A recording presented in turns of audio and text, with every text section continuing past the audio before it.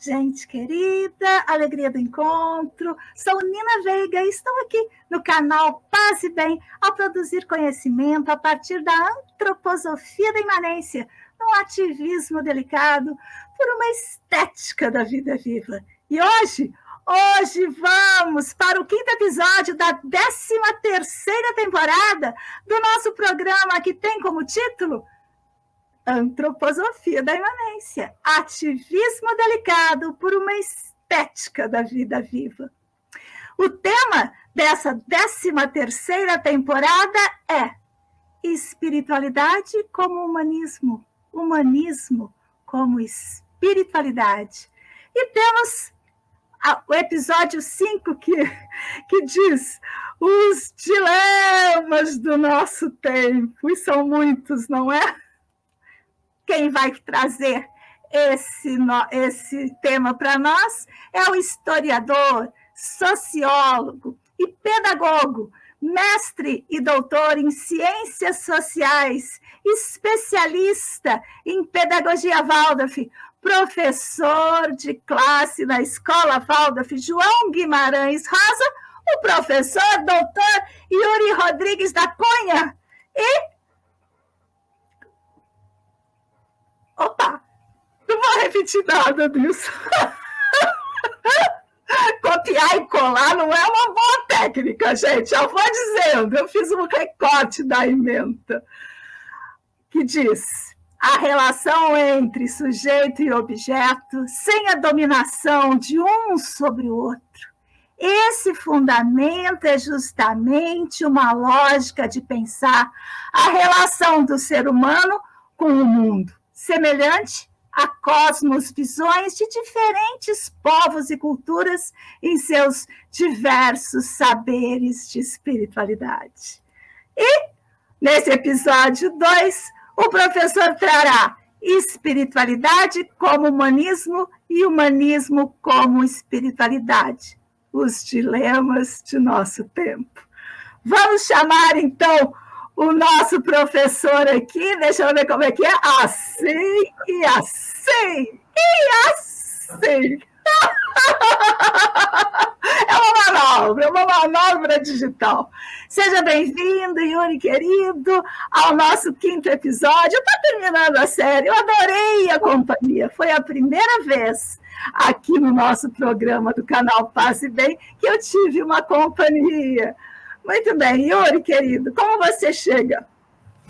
Olá, Nina, muito obrigado por mais esse encontro, por essa prosa, por esses diálogos, por essa troca, e dizer que caminhando aí pro fim, né, desses nossos encontros, dizer que foi e que está sendo, na verdade, né, muito rico e muito bacana. E chego animado, a fim de refletir, conversar e trocar um pouco sobre o tema de hoje, né? Os dilemas de nosso tempo, espiritualidade como humanismo e humanismo como espiritualidade, os dilemas de nosso tempo. Porque... E a gente já está escutando umas vozinhas aí, são as nossas companheiras. Nós gravamos o nosso programa à tarde e as meninas estão aí, as queridas. Fala o nome de novo para a gente lembrar. Da Antônia e da Manuela. E hoje elas estão lá, fazendo bolinho de chocolate lá, recheando e coisa e tal. Daqui a pouco aparecem por aí. Por aqui. Muito bem, querido. Vou te deixar, então, com a palavra. Vou aumentar o seu tamanho aqui. E estou aqui te escutando.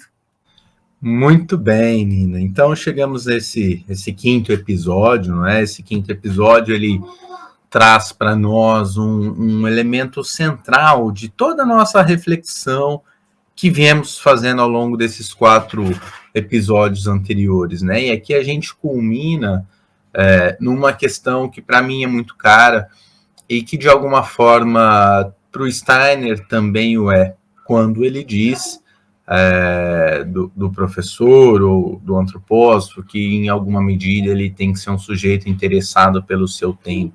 E o que nos diz esse nosso tempo, não é? O que demanda de nós? Quais são as questões que nós temos que lidar no nosso tempo? E como você bem disse na apresentação, são muitas. E evidentemente, né, é sempre um recorte a partir de um olhar que a gente faz dessa realidade.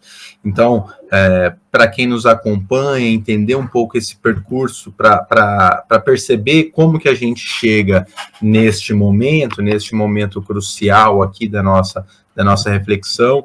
Nós começamos lá atrás, nosso primeiro encontro, apresentei um pouco esse tema, né, da espiritualidade como humanismo e humanismo como espiritualidade, pensando nessa relação, dessa transvaloração desses conceitos que de alguma forma foram cunhados e foram utilizados dentro de uma lógica eurocêntrica, né, dentro de uma lógica eurocentrada, pensando esse ser humano apenas como um ser racional, enfim, por aí vai. Passamos sobre esses pontos no pensamento do Steiner, de uma localização desses problemas nas obras do Steiner.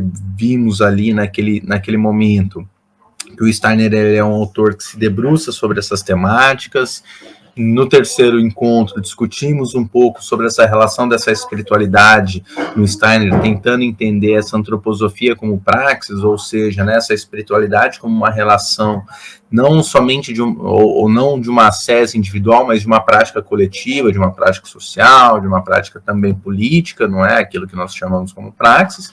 E o encontro passado, falamos basicamente sobre esse Steiner maduro, essa terceira fase do pensamento do Steiner, quando ele, de alguma maneira, propõe ações mais objetivas, de uma forma de transformação dessa realidade objetiva da qual ele vivia, não é? Quando ele propõe lá a pedagogia, quando ele propõe uma medicina antroposófica, quando ele propõe uma agricultura antroposófica, e por aí vai, coisas que lá na terceira temporada a Nina trouxe isso muito bem, não é? E hoje a gente chega nesse ponto, espiritualidade como humanismo e humanismo como espiritualidade e os dilemas de nosso tempo. Então, para a gente olhar um pouco para essa questão, o que nós viemos debruçando sobre até aqui, entendendo espiritualidade e humanismo, é de pensar o que é essa espiritualidade como uma espécie de um lugar que vai entender esse ser humano como esse ser que sente, que pensa, que age, não é? Esse ser humano que, de certa forma, está imbricado nessas relações sociais do qual ele faz parte, e que esse humanismo ele não deve ser autocentrado numa lógica ocidental, mas de que maneira também que essas outras cosmovisões elas nos ajudam a pensar o nosso tempo, nos ajudam a pensar o nosso mundo e nos ajudam a pensar nós enquanto seres humanos. E aí, diante disso, né, e pensando a antroposofia dentro desse contexto, a antroposofia dentro desse elemento, eu volto para recuperar uma discussão que o Steiner ele aponta em diversos momentos, em diversos textos deles, né? Se a gente lembrar lá na Educação da Criança segundo a Ciência Espiritual, ele começa com esse ponto, né? Quais são os dilemas do nosso tempo? E aí você tem lá a pedagogia como questão social, né? Você tem outros textos, né? Trimembração da questão social, futuro social, são livros e conferências que o Steiner, ele de alguma maneira se dedica sobre as questões do seu tempo, tentando entender e tentando propor formas de atuação que de alguma maneira... Pode colocar, só por água, isso. Não, de comer, eu vou ter que procurar suco. Tá bom, vai lá, pode procurar. E de alguma forma, ele vai tentar então entender esse tempo e tentar fazer uma análise crítica, mas não apenas aquela crítica do ponto de vista que a gente está acostumado, que a gente está acostumado do ponto de vista acadêmico, não é? Mas, de fato, uma crítica que possibilite a construção de um outro mundo possível e de um inédito viável, não é? Como diria Paulo Freire. Então, adentrando um pouco para nós aqui. Quando a gente fala dos dilemas do nosso tempo, é evidente que nós temos um rol, uma lista enorme que a gente pode debruçar ponto a ponto e aprofundar, não é? Que, de alguma forma, eu uso aqui uma imagem que uma autora brasileira chamada Eleiette Safiotti usa, que é a metáfora do nó. Não dá para a gente pegar cada um desses problemas e isolar. Tá tudo imbricado, tá tudo ennosado, embolado. E quais são esses dilemas, não é? Quais são os dilemas que a gente tem?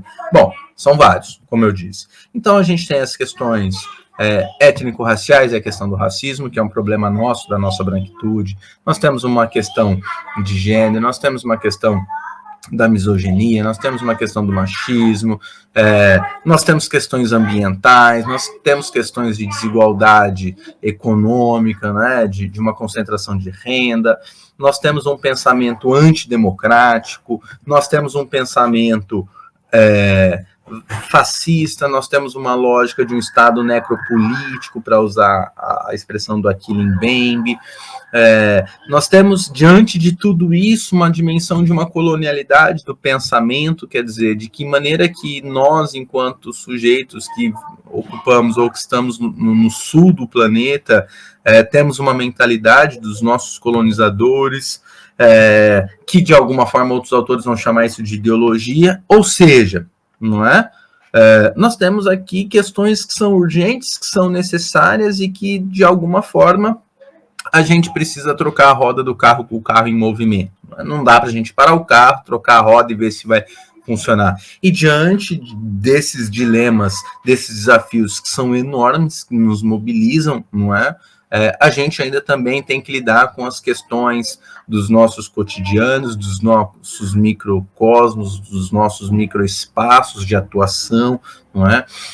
E de alguma forma cruzar esses ambientes do macro e do micro, né? Permitir com que o macro e o micro, assim como eu e o outro, assim como o sujeito e o objeto, não estejam em lugares diametralmente opostos, mas que no entre eles, né, ou como diria o Deleuze-Guattari, nesse rizoma, é que esse encontro possa acontecer e que essa prática possa, de alguma forma, ser potente. Então, diante de todos esses dilemas, a questão é, como que o Steiner, porque, de alguma forma, esse é o nosso objetivo, um pouco o nosso ponto de partida, o nosso ponto de encontro aqui, quer dizer, como que o Steiner ele nos ajuda a pensar essas questões todas? O Steiner se dedica sobre a questão de gênero? Não. Ele aparece em alguns momentos, ele coloca lá no Filosofia da Liberdade, se não me engano, acho que no capítulo 13 ou no capítulo 14, ele coloca num dado momento lá sobre essas questões de gênero e tal. Não chama isso dessa forma. Página 163 da Filosofia da Liberdade. Ah lá, pronto. A Nina mata a cobra e mostra o pau, né? E de alguma forma ele traz esses pontos, né? Ele se debruça sobre a questão do racismo? Não se debruça, né? Não era um problema que para ele, enquanto esse sujeito europeu do começo do século XX, né, um problema que o mobilizava, né? Ele se debruça sobre as questões de desigualdades econômicas, né, essas questões de classe, sim, se debruça sobre isso, ele traz essas questões, ele discute sobre as questões da democracia, sim, não, mas não nesses termos, não é? Mas ele está preocupado também com quando ele vai discutir a trimembração social. E aí o que é importante para nós, para ser coerente com o argumento que a gente vem desenvolvendo, que eu venho trazendo um pouco para a gente refletir, o mais importante não é a gente recuperar o Steiner para ver, bom, quais foram as respostas que o Steiner deu no seu tempo, lá em 1919, na Economia Viva.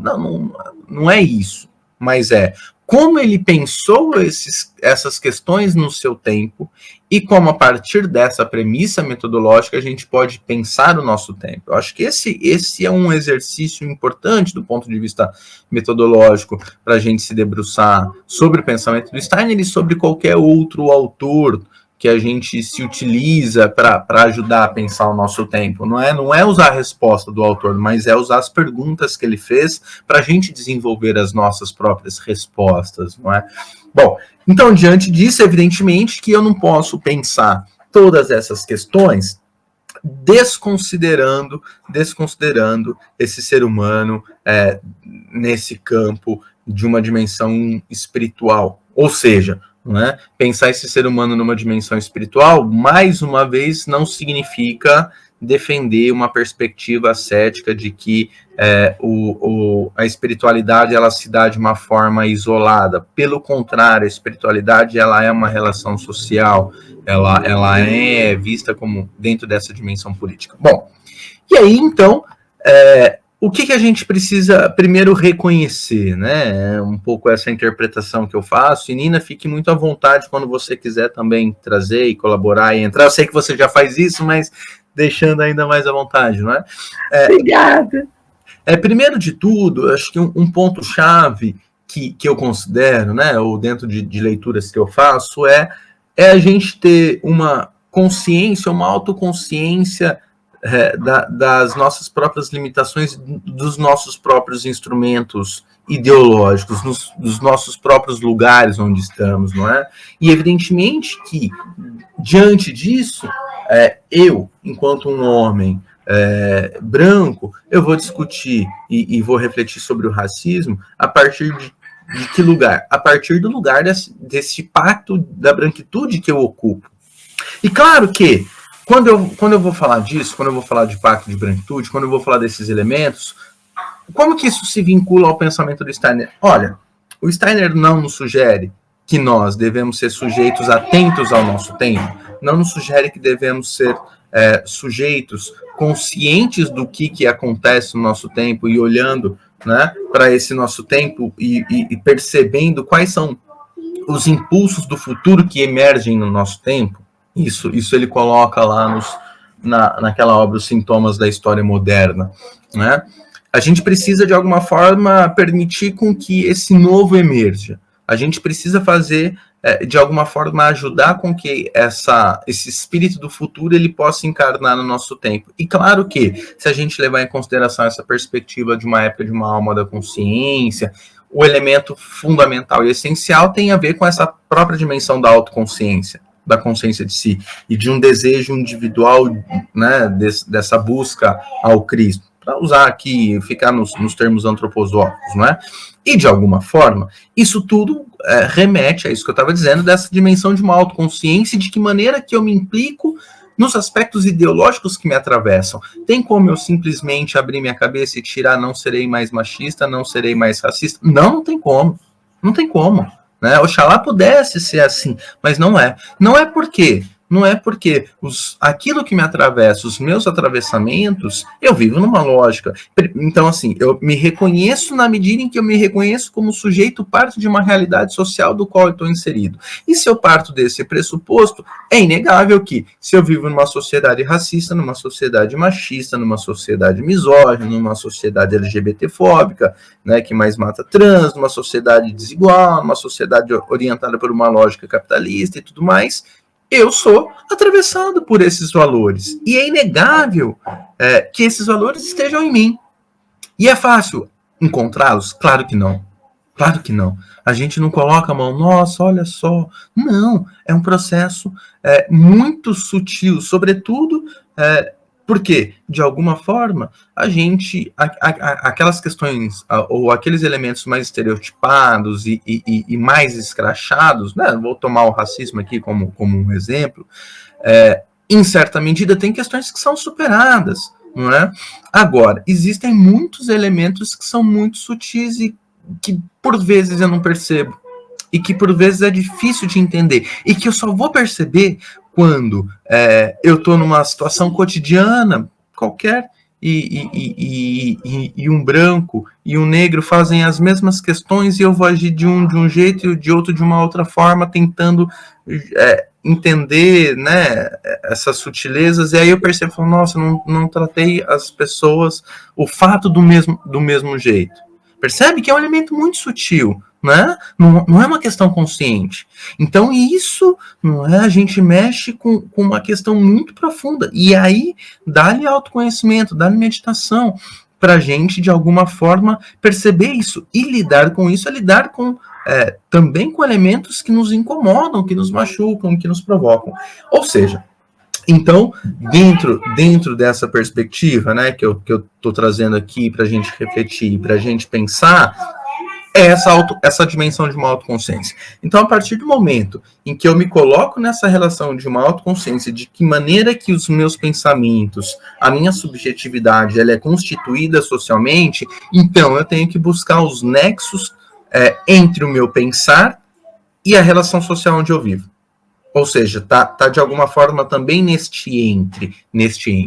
E quando eu busco essas conexões, eu tenho que tentar entender o que? Bom, a partir do momento que eu identifiquei, a partir do momento que eu percebi isso em mim, como que eu parto dessa dimensão de uma autoconsciência para uma dimensão de uma ação. E aí de uma ação atravessada por elementos eticamente orientados, não é? De que maneira que eu, consciente do meu próprio pensar, consciente das minhas ações, das minhas tarefas e dos dilemas que a gente tem no nosso tempo, a gente olha com equidade para as diferenças que socialmente foram construídas no nosso tempo. Né? E aí, como que, naquele mesmo exemplo que eu dei, né, como que de alguma forma eu preciso, ou eu posso, nas minhas ações, agir para que aquelas diferenças que foram historicamente construídas, por exemplo, do racismo, elas possam ser atenuadas e até enfrentadas e desaparecidas. Então, percebe que é uma questão muito, muito difícil, é um elemento, mesmo que difícil, necessário da gente fazer. E claro que isso tudo é uma demanda essencialmente do nosso tempo. O nosso tempo urge isso. O nosso tempo grita isso a todo instante, né? Não dá pra gente viver. A gente tirou a cor do M&M e fez com leite.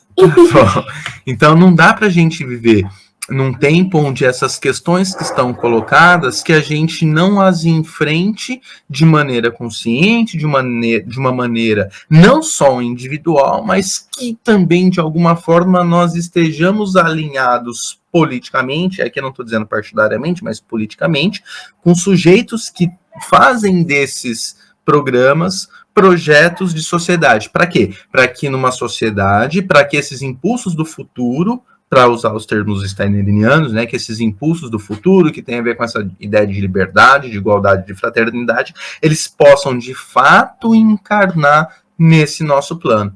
E como que eles vão encarnar? Quando o nosso corpo social ele tiver aberto suficientemente para que esses impulsos possam prevalecer.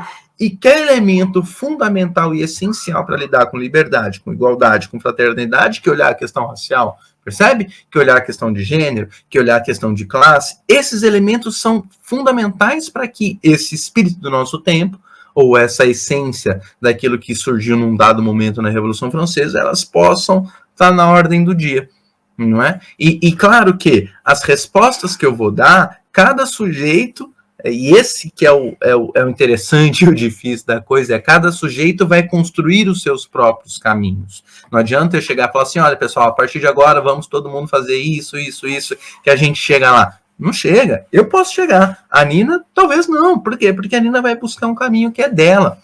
E claro que vão ter lugares que vão ser sociais, coletivos, que a gente junto nós vamos atuar? Sim, claro. Mas é como se existissem essas duas plataformas, do macro e do micro. Do macro a gente se encontra. Do micro, cada um está num próprio movimento. E nesse espaço entre esse macro e esse micro, a gente vai se constituindo, se reconfigurando e se reconstruindo enquanto sujeito. Então, vai lá, Nina. Não, eu estava, enquanto você falava, eu ficava pensando como que o mesmo conteúdo filosófico ele é apropriado por cada pessoa a partir da sua subjetivação. Por exemplo, você é um historiador e um doutor em ciências sociais. E aí, o modo como você olha para os dilemas da nossa época, eles partem desse lugar. Isso é genial. Por exemplo, para mim, a mesma temática, ela se ancora em outro lugar. Por exemplo, nas filosofias da imanência. Por quê? Porque nas filosofias da diferença, que é também outro nome das filosofias da imanência, a gente está num lugar ali das esseidades, um lugar que pré-identitário. É difícil falar isso hoje em dia, porque parece que a gente não está no lugar. Mas, digamos assim, imagina a Terra. Aquilo que você está vendo na história, nas ciências sociais, são esses acontecimentos que estão sobre a Terra. E aquilo que as filosofias da diferença, e eu incluo Steiner nesse lugar, ele se inclui como um filósofo da imanência, quer ser também, digamos, um instrumento de percepção daquilo que está debaixo da Terra. Eu não gosto de usar metáforas telúricas, porque o povo já é muito telúrico demais. Debaixo da Terra, por exemplo, a Terra, a gente vê os capins, a gente vê as margaridas, a gente vê as árvores frondosas. Debaixo da Terra também a gente vê todas essas raízes, todos esses nutrientes, as minhocas, os tatus, sei lá. A diferença, ela habita num lugar de percepção daquilo que faz com que a margarida brote, que faz com que a árvore cresça. Ou seja, ela nos ajuda, e eu acho que o Steiner é genial nisso, porque através do goetheanismo, ele nos faz perceber as forças que estão, digamos assim, sendo representadas pelas formas. A forma de uma pessoa, a forma de outra pessoa, a forma de um grupo social, a forma de outro grupo social, são constituídas por forças que se expressam nessas formas. E aí, nesse sentido, quando a gente apura, eu também não gosto de usar o termo consciência, porque dá a impressão que é tudo na cabeça. Não, gente! É no corpo todo. É uma cosmopercepção. Você perceber o mundo e as forças que constituem. Por exemplo, as forças que constituem as relações humanas, elas são forças históricas, forças sociais, forças filosóficas, forças religiosas. Todas essas forças são forças, podem se constituir numa expressão de determinada sociedade humana. Ai, falei demais, mas é que me deu tudo e vem. Você começa a falar e me vem todas essas questões aqui. Muito bem, olha só, temos ainda alguns minutinhos para você finalizar. Mas é impressionante, Ina, porque é justamente isso, né? O reconhecimento dessas forças que nos atravessam e nos constituem, ela é, a meu ver, os elementos fundamentais e essenciais para que a gente consiga, em nós mesmos, proporcionarmos mudanças. E na medida em que, né, vou usar um elemento do Steiner que quase vira um chavão, né, já virou até um chavão, que a gente não pode colocar em movimentos aquelas forças exteriores se nós, interiormente, não nos colocarmos... Sim, se a gente não se colocar em movimento, não é? Essa frase, ela virou um chavão, e por vezes ela não é compreendida, sentida e serve como um impulso de atuação na profundidade que ela tem, não é? Porque trazer isso à tona, colocar isso no palco, no centro do palco, é justamente reconhecer quais são essas forças que me formam, né? Quais são essas forças que me constituem, de quais campos em quais campos eu atravessei para que eu pudesse estar aqui hoje, né? E evidentemente que eu não posso não falar como um sociólogo, como um historiador, né? como um pedagogo. Não poderia falar de outro lugar que não esse, né? Desse lugar de pai, por aí vai, de professor, não é? Por quê? Porque foram justamente essas forças que me constituíram e são as quais que me constituíram, que me deformam, mas ao mesmo tempo me permitem pensar, e aí não só esse pensar mecânico, né, racionalista, consciente, como a Nina destacou, mas esse pensar que envolve a forma como eu atuo no mundo, a forma como o mundo me atravessa.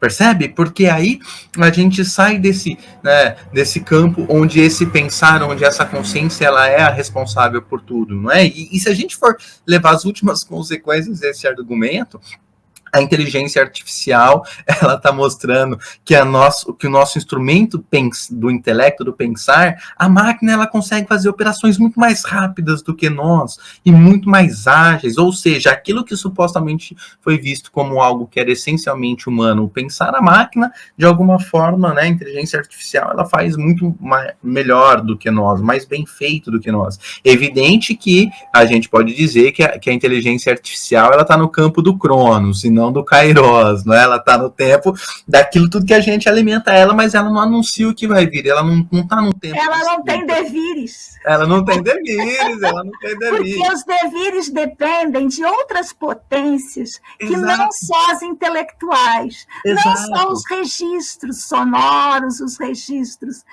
físicos de escrita, depende também dos afetos múltiplos que nós no mundo e o mundo possuem, porque os afetos não são só humanos, eles são terranos de todos esses seres que nos habitam. Yuri, querido, preciso te interromper, porque a gente já está no nosso limite de tempo. Eu quero agradecer demais ao professor Yuri Rodrigues da Cunha, dizer que todo o nosso acervo está no nosso site ativismodelicado.arte.br. Yuri, palavras finais, querido. É sempre uma alegria encontrá-la e ouvi-la e poder trocar com você, Nina, e dizer que é isso. Vamos perceber os nossos afetos, vamos perceber a nós mesmos e vamos vivenciar esse mundo de uma forma mais humana possível, não é? Sem esquecer das questões políticas do nosso tempo, as questões ambientais, as questões materiais, as questões éticas, as questões raciais e todas elas que estão envolvidas, e de que maneira que a gente articula essas grandes lutas políticas e essas grandes bandeiras que a gente defende, mas não só do ponto de vista discursivo, mas na minha relação interpessoal que eu estabeleço com todos aqueles que estão ao meu entorno. Eu acho que esse é o grande elemento-chave para nós, Nina. Olha só, eu acredito que nós vamos ter que fazer um outro programa, mas vai ter que ser um podcast, porque eu acho que a conversa, ela começa depois da primeira meia hora, sabe? Começa a dar aquelas ideias, aqueles insights, a gente começa a lembrar de coisas, e eu acho que no formato podcast, no nosso canal, a gente poderia soltar mais do formato aula. Então, já convido vocês, qualquer hora dessas a gente vai fazer, se o Yuri topar, um podcast para a gente conversar sobre as questões das filosofias da diferença, da imanência, junto às questões históricas e sociais. Yuri, querido, agradeço demais e sigamos juntos, pois assim somos mais fortes.